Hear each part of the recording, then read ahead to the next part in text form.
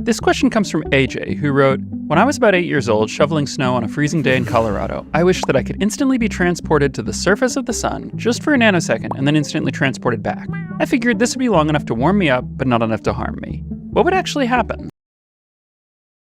Believe it or not, this wouldn't even warm you. The temperature of the surface of the sun is about 5800 K, give or take. If you stayed there for a while, you'd be cooked to a cinder. But a nanosecond is not very long. It's enough time for light to travel about a foot. I'm going to assume you're facing toward the sun. In general, you should avoid looking directly at the sun, but it's hard to avoid when it takes up a full 180 degrees of your view. In that nanosecond, about a microjoule of energy would enter your eye. A microjoule of light is not a lot. If you stare at a computer monitor with your eyes closed, and then you open them and shut them very quickly, your eye will take in about as much light from the screen during your reverse blink as it would during a nanosecond on the sun's surface. Is there a word for that? Like a blink, but in reverse? I feel like there should be a word for that. Anyway, during the nanosecond on the sun, photons from the sun would flood into your eye and strike your retinal cells. Then, at the end of the nanosecond, you jump back home. At this point, the retinal cells wouldn't have even begun responding. Over the next few million nanoseconds, or milliseconds, the retinal cells, having absorbed a bunch of light energy, would get into gear and start signaling to your brain that something had happened. You would spend 1 nanosecond on the sun, but it would take 30 million nanoseconds for your brain to notice. From your point of view, all you would see is a flash. The flash would seem to last much longer than your time on the sun, only fading as your retinal cells finally quieted down. The energy absorbed by your skin would be minor, about 10 to the minus 5 joules per square centimeter of exposed skin. For comparison, according to the IEEE P1584 standard, holding your finger in the blue flame of a butane lighter for 1 second delivers about 5 joules per square centimeter to the skin, which is roughly the threshold for receiving a second-degree burn.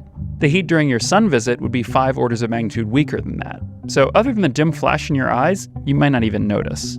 But what if you got the coordinates wrong? The sun's surface is relatively cool. It's hotter than, like, Phoenix, but compared to the interior of the sun, it's downright chilly. The surface is a few thousand degrees, but the interior is a few million degrees. What if you spent a nanosecond there? The Stefan-Boltzmann law lets us calculate how much heat you'd absorb while inside the sun.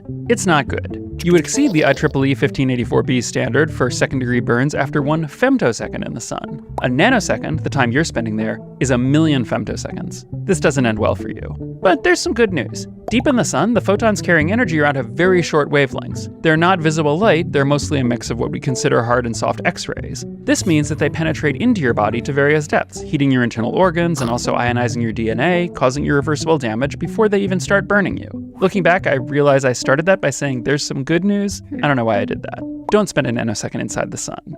In Greek legend, Icarus flew too close to the sun, and the heat melted his wings and he fell to his death. It's true that the temperature is higher closer to the sun, but temperature and heat aren't the same thing. Melting, or any phase change of a substance, requires the absorption of a specific amount of heat energy per kilogram, and the heat absorbed is a function of both the temperature and the length of time you're exposed to it. Which brings us back to Icarus. His wings didn't melt because he flew too close to the sun, they melted because he spent too much time there. Visit briefly in little hops, and you can go anywhere.